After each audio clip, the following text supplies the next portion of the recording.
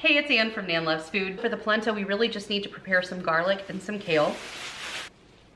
So I'm just gonna pick this kale off the stalk. We're gonna zhuzh it around all there. We're gonna zhuzh it all around there, make sure it gets all clean. And then once I'm done, I will just lift out this colander, use it as a colander, dump the water, and then I can spin it dry. So we're really using our salad spinner for all the purposes. I love this salad spinner. I'll make sure to link it in the description box below for you. All right, now our kale is all destemmed, so I'm just gonna let it soak here in this cold water while I get the rest of my veg prepped. We're just gonna get all of our ingredients on this sheet pan.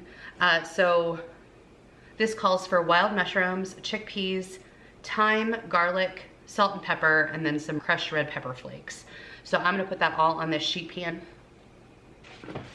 We do actually need to drain the chickpeas, so I'm gonna get that part started, and then we'll get that garlic smashed so we can get this in the oven. I don't want my life to be any harder than it needs to be, so I'm gonna use this already peeled garlic. And so smashing it, you just take your knife, hit it with the palm of your hand, and we'll have our smashed garlic ready to go. I'm gonna throw the shiitakes on the sheet pan with my garlic. And I'm just gonna break these mushrooms down into bite-sized pieces. They're actually a little bit bigger than bite-sized because the mushrooms are gonna shrink in the oven. So they'll be bite-sized by the time we get to them.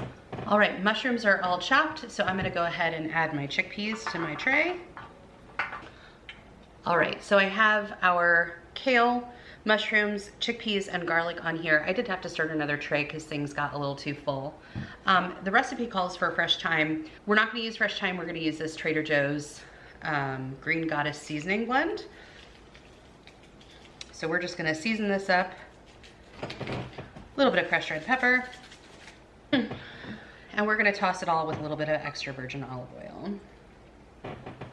So I just realized that this recipe doesn't call for kale. I just had it in my head that it did. I think the kale's gonna be delicious in there. I think it's a necessary addition, to be honest. That's the green vegetable of the meal. So, oops. Happy accident, maybe? We'll see. The instructions are a little unclear in the recipe as it is written.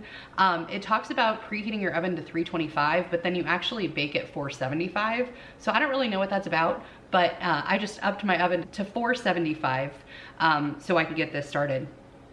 But I am so excited to eat this for dinner. I think it's gonna be so delicious. Look at that. Oh yeah. All right, so the grits finished cooking. I stirred the pesto into the grits. And so we have a pesto grit situation. And now we are supposed to take the burrata, which is a thing of beauty, and just break it over the top